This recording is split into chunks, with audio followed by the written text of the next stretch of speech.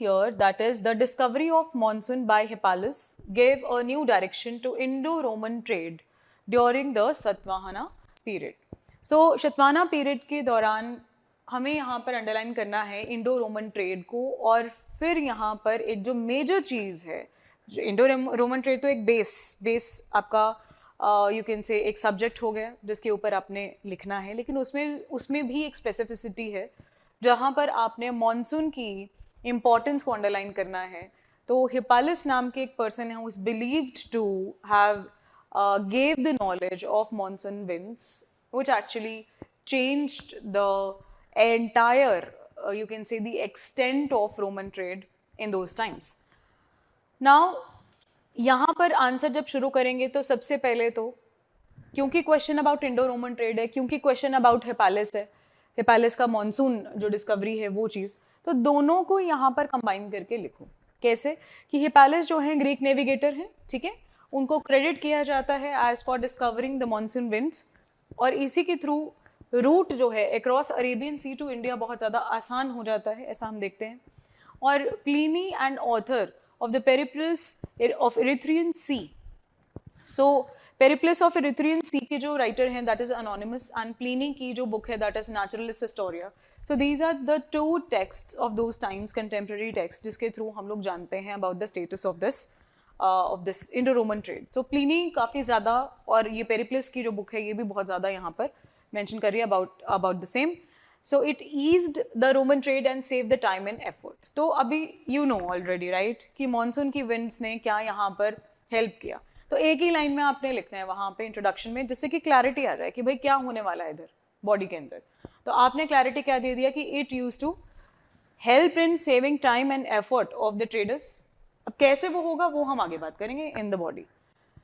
Now बात करना start करते हैं. हम लोग कहेंगे यहाँ सबसे पहले अबाउट प्लिनी, कि प्लिनी यहाँ पर मेंशन करते हैं about this person referring the monsoon winds as to helping the traders to reach the western coast in just 40 days. जो पहले बहुत ज़्यादा समय लगा करता था, it used to take a lot of time, which used to make this trade very hassled and very time taking, and also it used to be very tiring and very risky also.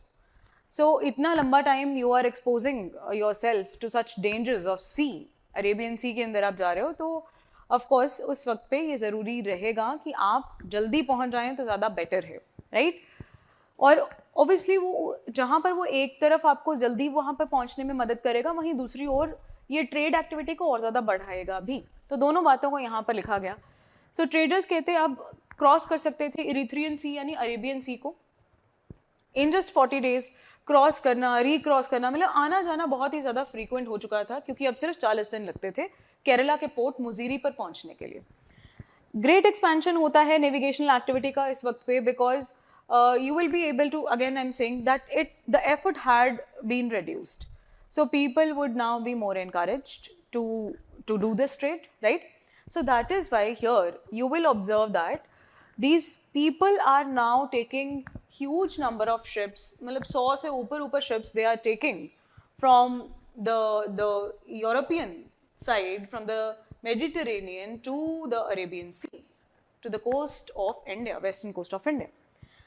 इतनी ज़्यादा ships यहाँ पर आ रही हैं, तो obviously यहाँ पर large amount of एक management of trade goods was also required. तो वो चीज़ भी हो रही है at the same time. Large ships leading to management of trade goods, वो भी ज़्यादा अमाउंट में होंगे. तो जितना अब ट्रेड फ्रीक्वेंट होगा उतना ही अब शिप्स भी इम्प्रूव करेंगी, और साथ ही साथ में गुड्स का एक्सचेंज जो है वो भी अब ज़्यादा होने लगेगा, ठीक है. देन ऑफ कोर्स यहाँ पे रोमन्स जो हैं उन्हें यहाँ पर एक चीज़ की प्रॉब्लम आती थी. जब वो आते हैं यहाँ पे तो सिर्फ वेस्टर्न कोस्ट को जल्दी एक्सेस कर पाते थे वो, इवन इफ उस वक्त पे वो लोग आ रहे हैं जब मॉनसून विंड्स का नॉलेज नहीं है. लेकिन ईस्टर्न कोस्ट एक्सेसिबल उनको नहीं थी. उन लोगों को मतलब वहाँ पर पहुँचने में, because you have to like cross to the other side, तो बड़ा डिफ़िकल्ट चीज़ था वो उस समय पे, because of the lack of technology. कोई ऐसा तो नहीं है कि एकदम स्टीम बोट्स हैं हमारे पास and we can reach there going against the waters. We have to take care of the movement of the boat, you have to take care of the weather, you have to take care of number of things. Sometimes the weather is not suitable, the winds are going against you. So that is why now these monsoon winds actually help them go towards that eastern side also. तो क्योंकि आप देखते हैं wind का movement जो है वो ऐसे है, right, it is towards like from south to the west. तो साउथ वेस्ट मॉनसून आता है यहाँ पर इन इंडियन सब कॉन्टिनेंट. सो आप देखेंगे कि मूवमेंट ऑफ विंड्स जो हैं वो टुवर्ड्स, क्योंकि कोस्टल साइड है, that is why that movement of the wind used to help them reach to the coast of Tamil Nadu and then the areas above. Okay, तो ऐसे पहुंचते हैं.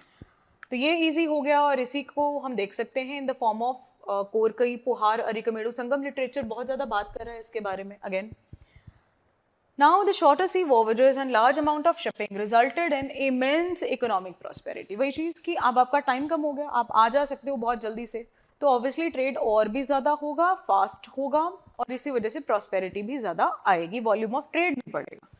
तो ऐसा इसमें कोई डाउट नहीं कि मॉनसून जो है वो ज़रूर हेल्प करता है हमें इन इंक्रीजिंग द एक्सटेंट और द अमाउंट ऑफ ट्रेड, ऐसे हम लिख देंगे. बट आर्कियोलॉजिकल और लिटरेरी एविडेंस से ये पता लगा कि आइडिया ऑफ मॉनसून विंड्स हिपालिस से पहले भी 200 साल पहले भी हमें इस बारे में ज्ञान था. We were aware of it.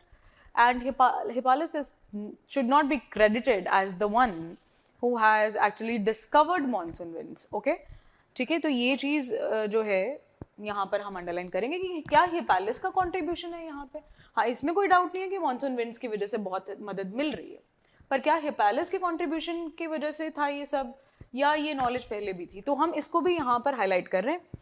फिर फाइनली हम लोग लिख देंगे कि हाँ, कॉन्ट्रीब्यूशन ऑफ हिपालिस तो डिस्प्यूटेड है, बट वही चीज़ कि पॉजिटिव साइड को लिखते हुए कि but there is no doubt कि मॉनसून विंड्स की मदद से यहाँ पर ट्रेड का जो एक्सटेंट है वो बहुत ज़्यादा बढ़ चुका था. इंडो रोमन ट्रेड का इजी हो जाना, एक्सेसिबल हो जाना, भारत की उस वक्त की जो प्रॉस्पेरिटी है, उस वक्त की जो you can say the living standard of those times of the people of the areas, specially if you see the coastal regions. Because यहाँ सतवाहनास की बात हो रही है तो आप सतवाहनास को हाईलाइट कर सकते हो यहाँ पे कि कोस्टल रीजन के अंदर उनके पोर्ट्स जो हैं, वी विल सी दैट कल्याण का पोर्ट हो गया, राइट, सोपारा का पोर्ट हो गया, ये उनके रीजन के अंदर पड़ते थे. अप टिल ऊपर तक आप जाओगे तो भृगु कच्छा, यहाँ तक इतने सारे इंपॉर्टेंट पोर्ट्स हैं, मेजर पोर्ट्स उनके थे. यहाँ पर ट्रेड एक्टिविटी बहुत ज़्यादा बढ़ चुकी थी और ये चीज़ ऑब्जर्व हम कर पा रहे हैं in the prosperity of the Satavahanas. जिस लेवल पे उन्होंने ग्रो किया, जिस लेवल पे वो लोग डोनेशंस दे रहे हैं, it was possible only when you have such an immense amount of wealth. So Roman gold coins के फॉर्म में यहाँ पर बहुत ज़्यादा वेल्थ जो थी वो आ रही थी और इसका बेनिफिट यहाँ की सोसाइटी को, यहाँ की पॉलिटी को ज़रूर हुआ. ठीक, तो ऐसे करके आप यहाँ पर एंड कर देंगे. ठीक है, अपना answer. So I hope the 2 of these answers are clear to all of us.